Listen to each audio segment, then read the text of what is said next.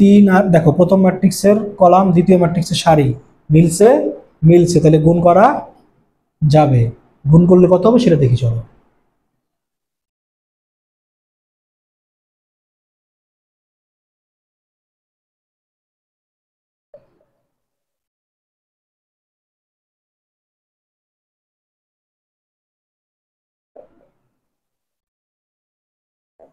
খেয়াল করো কিভাবে গুণটা করতে হয়।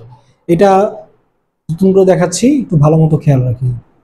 সব সময় ম্যাট্রিক্সের গুণের ক্ষেত্রে খেয়াল করব সারির সাথে কলামের গুণ হয়। ম্যাট্রিক্সের গুণের নিয়ম কি? সারির সাথে কলামের গুণ। এটা একটু মাথায় রাখবো যে ম্যাট্রিক্সের গুণ সারি সাথে কলাম, একটু মাথায় রাখতে হবে, ঠিক আছে?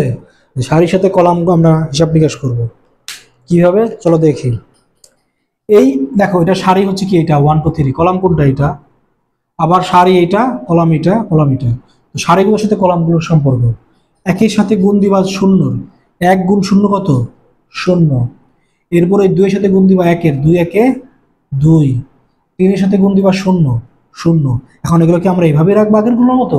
না, এখানে মাথায় রাখবা ম্যাট্রিক্সের গুণের সূত্র অনুযায়ী এগুলো প্রত্যেকটার মাঝে হবে যোগ চিহ্ন, প্রতিটার মাঝে কি হবে? যোগ চিহ্ন।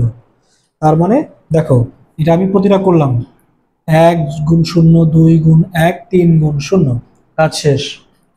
তারপর তুমি পরেরটা করতে পারো, বাট আমি সবসময় সাজেস্ট করি আগে সারিগুলো সব শেষ করবা, তারপর মানে একটা কলাম করবা সবগুলো সারি দিয়ে, এরপর 2 নম্বর কলামে যাবা, মানে একটা কলাম ফুল কমপ্লিট করবা আগে, এটা হচ্ছে কথা।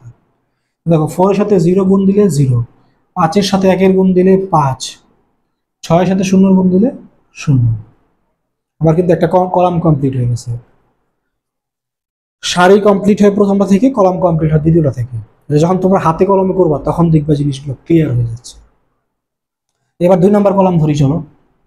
সেম, একের সাথে নিব 2, 2 একে 2। দেখো 2 এর সাথে নিব 2, 2 2 4। দেখো 3 এর সাথে নিব -1, -3। 4 এর সাথে নিব 2, 4 2 8। 5 এর সাথে নিব 2, 5 2 10। 6 এর সাথে নিব -1, -6। দেখো 2 5 6 -3 3, 18 -6 হবে 12,